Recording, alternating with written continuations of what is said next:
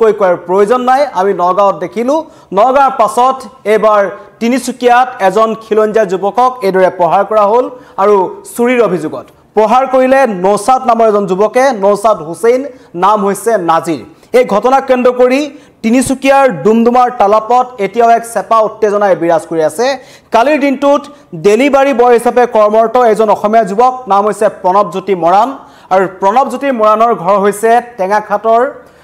টেঙাগাঁৱৰ তালাপৰ বেতনী গাঁৱত এজন যুৱকে সেই অঞ্চলটোত তালাপত তেওঁলোকে এই নৌসাদ হুছেইনৰ পত্নীৰ এটা সামগ্ৰী ডেলিভাৰী কৰিবলৈ গৈছিল দিবলৈ যোৱাৰ সময়তেই কিবা এটা বস্তু সেই ঘৰ মানুহৰ ঘৰত হেৰাইছিল আৰু তাৰ পাছতেই সেই নাজিৰ নামৰ যুৱকজনে এজন প্ৰণৱজ্যোতি মৰাণক ৰাজপথতে গুৰুলকৈ প্ৰহাৰ কৰিলে এয়া হৈছে উজনি অসমৰ অৱস্থা যেটো সময়ত মুখ্যমন্ত্ৰী এদিন কৈছিল যে আগন্তুক 20 বছৰত খিলঞ্জীয়াৰ অৱস্থা খুব বেয়া হ'ব আৰু সেই এটা বেয়া পৰিস্থিতিৰ আগলৈ যোৱাৰ আগে আমি নিজকে সুধি চোৱাৰ সময় আহি পৰিছে বুলি মুখ্যমন্ত্ৰীয়ে মন্তব্য কৰিছিল আৰু সেই মন্তব্যৰ কিছুদিন পাছতেই ৰাজ্যৰ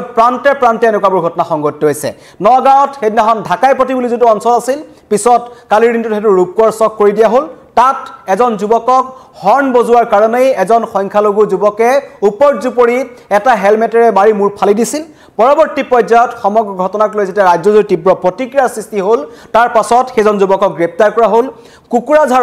কুকুৰাঝাৰত তাত থকা কেইজনমান ৰাভা যুৱকক পথাৰৰ পৰা কাম কৰি ঘৰলৈ গৈ থকা অৱস্থাত একাংশ খণ্ডযুক্ত নাগৰিকে ৰাজপথতে বেয়াকৈ আক্ৰমণ কৰিছিল তিনিজনৰ অৱস্থা অতি সংকটজনক আছিল তাৰ দুদিন পাছতেই পুনৰ নগাঁও জিলাত তেনে ঘটনা সংঘটিত হ'ল এবাৰ উজনি অসমৰ তিনিচুকীয়া জিলাটো একাংশ ঠাইত যেবোৰ চৰকাৰী ভূমি আছে গ্ৰেজিং ৰিজাৰ্ভ আছে বনাঞ্চলৰ ভূমি আছে তাত একাংশ লোকে এতিয়া ঘৰ পাতিছে হেদিনাখন আমি দেখিছিলো তিনিচুকীয়া চহৰৰ মাজমজিয়াত থকা শিৱধামৰ কাষত যেটো লোহাৰী কছাৰী গাঁও আছে তাত এখন মাদ্ৰাসা চৰকাৰী ভূমিত তেওঁলোকে দখল কৰিছিল কেৱল উৰিয়ামঘাট গোলাঘাট বা এই অঞ্চলসমূহতে বেদখলকাৰী যোৱা নাই উজনি অসমৰ একেবাৰে শেষৰ জিলাখন তিনিচুকীয়া জিলাটো অবাধ বেদখল হৈছে আৰু কেৱল বেদখলেই নহয় তাত একাংশ খণ্ডযুক্ত নাগৰিকৰ দপদপনি বৃদ্ধি পাইছে মাৰপিট কৰিবলৈ তেওঁলোকে কুণ্ঠাবোধ নকৰে আৰু তিনিচুকীয়াৰ নিচিনা জিলাত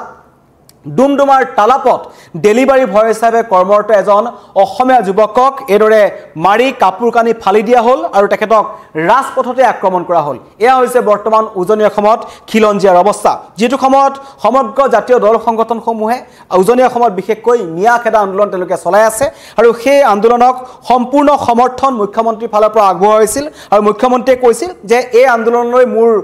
পূৰ্ণ সমৰ্থন আছে আৰু মোৰ পৃষ্ঠপোষকতাতেই এই ধৰণৰ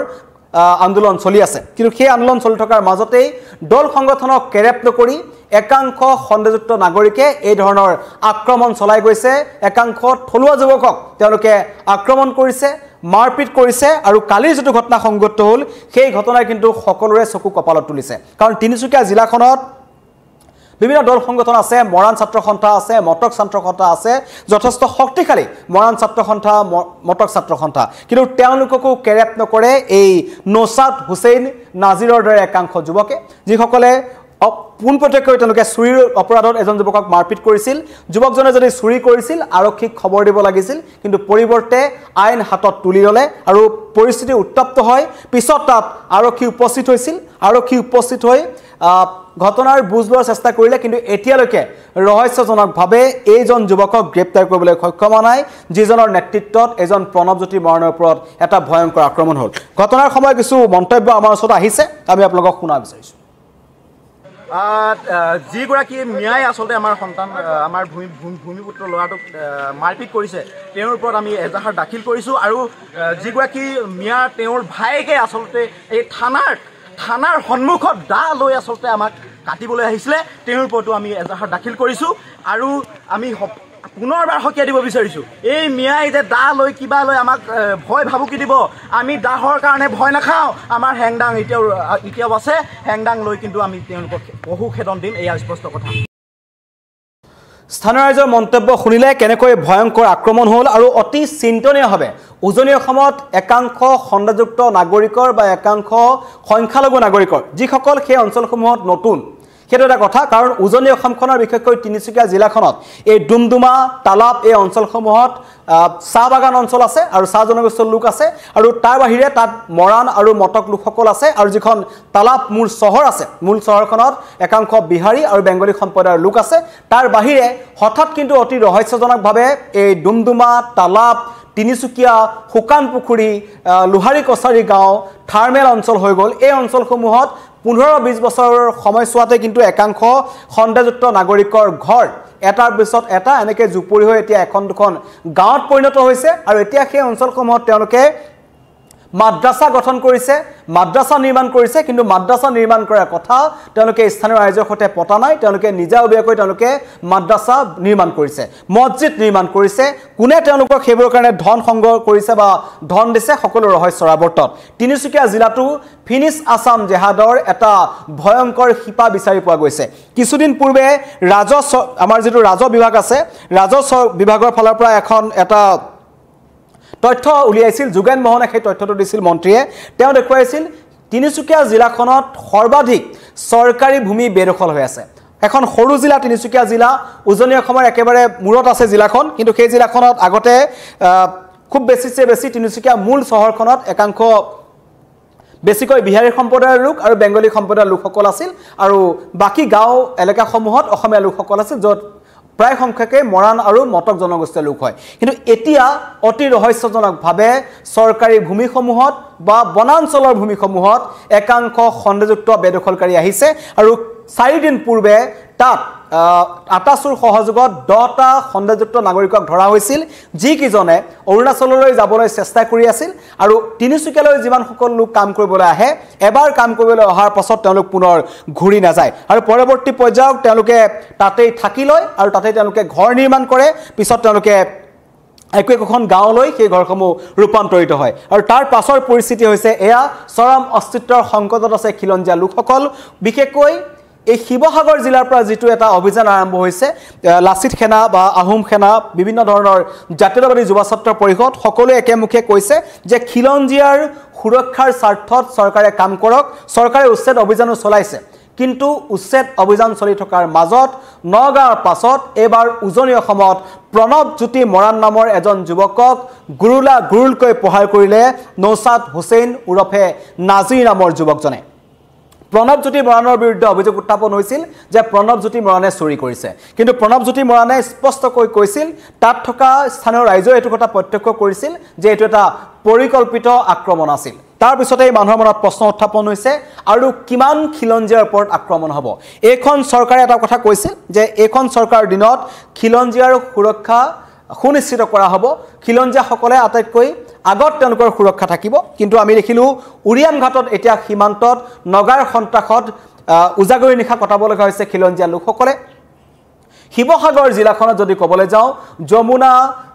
বিভিন্ন চিন্তামণিগড় বৰিবিল বিভিন্ন অঞ্চল এতিয়া বেদখলকাৰী কবলত আছে চৰকাৰ প্ৰশাসন কুম্ভকৰ্ণৰ নিৰ্দেশ আছে মুখ্যমন্ত্ৰীয়ে বাৰম্বাৰ কৈ আছে যে উজনি অসমত উচ্ছেদ হ'ব লাগে কিন্তু তাৰ পাছতো অতি পৰিতাপৰ কথা শিৱসাগৰ যোৰহাট এই অঞ্চলসমূহত বা ডিব্ৰুগড় তিনিচুকীয়া এই জিলাসমূহত এতিয়ালৈকে প্ৰশাসনৰ ফালৰ পৰা উচ্ছেদৰ জাননী প্ৰদান কৰা হোৱা নাই হেদিনাখন লোহাৰী কছাৰী গাঁৱত উপায়ন্তৰ হৈ স্থানীয় যুৱকসকল ওলাই আহিল তেওঁলোকৰ মনত সন্দেহ হ'ল যে লোহাৰী কছাৰী গাঁৱৰ নিচিনা এটা অঞ্চলত হঠাৎ এই সকল লোকে কেনেকৈ মাদ্ৰাসা এখন নিৰ্মাণ কৰিব পালে যেতিয়া ৰাইজে জবাবদেহি কৰিছিল তেতিয়াও প্ৰথমতে তেওঁলোকে ৰাইজৰ সৈতে তৰ্কাতৰ্কিত লিপ্ত হৈছিল পাছত উত্তেজিত ৰাইজে লোহাৰী কছাৰী গাঁৱৰ ৰাইজে সেই মাদ্ৰাসাখন ভাঙি পেলালে এয়া হৈছে তিনিচুকীয়া জিলাৰ পৰিস্থিতি খিলঞ্জীয়া এতিয়া অস্তিত্বৰ সংকটত ভুগিব লগা হৈছে ৰাজপথত খিলঞ্জীয়াক উপৰ্যুপৰি প্ৰহাৰ কৰা হৈছে তাৰ পাছতো কিন্তু এতিয়া অতি ৰহস্যজনকভাৱে এতিয়ালৈকে আক্ৰমণকাৰী গ্ৰেপ্তাৰ হোৱা নাই কি কাৰণত আক্ৰমণকাৰী গ্ৰেপ্তাৰ হোৱা নাই এতিয়া ৰহস্যৰ আৱৰ্তত কিন্তু সকলো দল সংগঠনে দাবী কৰিছে যে অতি শীঘ্ৰেই এটো আক্ৰমণকাৰী নৌচাদ হুছেইন উৰফে নাজিৰক গ্ৰেপ্তাৰ কৰিব লাগে আৰু তেওঁক এনেকুৱা ধৰণৰ আক্ৰমণ কৰিবৰ কাৰণে কোনে উচ্চতনি দিছিল বা কাৰ সাহসত এই ধৰণে তেওঁ এজন অসমীয়া যুৱকক ৰাজপথত আক্ৰমণ কৰিবলৈ পালে বা সাহ পালে তাৰো তদন্ত কৰিব লাগে কিন্তু অতি ৰহস্যজনকভাৱে ডুমডুমা আৰক্ষীয়ে এতিয়ালৈকে এজনক গ্ৰেপ্তাৰ কৰা নাই কেতিয়া গ্ৰেপ্তাৰ কৰিব সেয়া ৰহস্যৰ আৱৰ্তত কিন্তু ক'ব লাগিব যে উজনি অসমত এতিয়া দিনক দিনে সেইদিনা আমি দেখিলোঁ নগাঁও কোকৰাঝাৰ ডিব্ৰুগড় শিৱসাগৰতো সেইদিনা এনেকুৱা এটা ঘটনা সংঘটিত হ'ল কাৰণ ইউনিছ তামুলী নামৰ যুৱকজনে বাৰম্বাৰ গোটেইকেইটা জাতীয় দল সংগঠনক অকলে ভাবুকি প্ৰদান কৰি আছে আজি শিৱসাগৰ জিলাৰ বিভিন্ন দল সংগঠনে প্ৰতিবাদ সাব্যস্ত কৰিছে আৰু তেওঁলোকে কৈছে যে ইউনিছ তামুলীৰ দৰে একাংশ যুৱকে বা একাংশ সংখ্যালঘু যুৱক আছে একাংশ সংখ্যালঘু দল সংগঠন আছে যিসকলে এনেকুৱা ধৰণৰ নৌচাদ হুছেইনৰ দৰে একাংশ লোকক উচতাই আছে যাতে উজনি অসমত শান্তি সম্প্ৰীতি বিঘ্নিত হ'ব পাৰে যাতে এটা ভয়ংকৰ সংঘৰ্ষৰ ফালে যাব পাৰে তাৰ আলম লৈ যাতে উচ্ছেদ অভিযান বন্ধ হ'ব পাৰে এনেকুৱা ধৰণৰ কেতবোৰ অভিযোগ উত্থাপন হৈছে আৰু আজিৰ ভিতৰত ইউনিছ তামুলী নামৰ যুৱকজনৰ শিৱসাগৰ গ্ৰেপ্তাৰ নকৰিলে বিভিন্ন দল সংগঠনে অনাগত দিনত শিৱসাগৰত কঠোৰৰ পৰা কঠোৰ তেওঁলোকে প্ৰতিবাদ কৰিব শিৱসাগৰ স্তব্ধ কৰি দিবলৈ তেওঁলোকে ভাবুকি প্ৰদান কৰিছে কিন্তু ইউনিছ তামুলীয়ে এটা কথা মন্তব্য কৰিছিল হুজাই দাহিত মন্তব্য কৰিছিল খিলঞ্জিয়া চিলঞ্জিয়া আমি নাজানো এই ধৰণৰ মন্তব্য কৰিছিল শিৱসাগৰ বা তিনিচুকীয়াত যদি কিবা কাৰণত